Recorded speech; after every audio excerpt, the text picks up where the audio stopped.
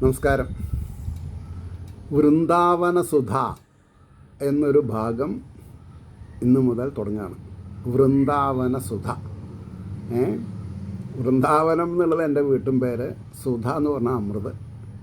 ഈശ്വരൻ്റെ കാരുണ്യമാകുന്ന അമൃത് അനുഭവിച്ചുകൊണ്ട് ഈ ഉള്ളവൻ്റെ സൗഭാഗ്യ ജീവിതം. സൗഭാഗ്യ ജീവിതം എന്ന് പറഞ്ഞാൽ ബാങ്ക് ബാലൻസ് അല്ല പറഞ്ഞത്. പിന്നെയോ ഭഗവാന്റെ കാരുണ്യം എന്തിനും ഏതിനും. അത് സജ്ജനങ്ങൾക്ക് എങ്ങനെ പകരാം, അതാണ് ഈ വൃന്ദാവന സുധ കൊണ്ട് ഉദ്ദേശിക്കുന്നത്.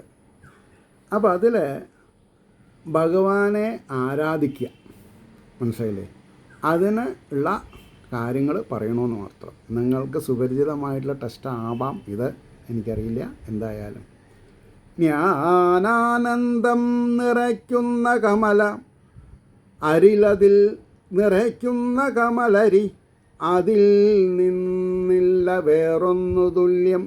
നിത്യത്വം കാലദേശം മുതലിനുപരിയായി വേദലക്ഷപ്രദീപ്തം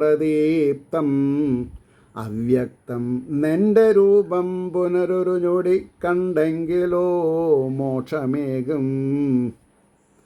ബ്രഹ്മത്തിൻ തത്വമങ്ങ് ഗുരുഭവനപുരേ വാഴ്വത് ഈ ലോകഭാഗ്യം. ഹരേ കൃഷ്ണ.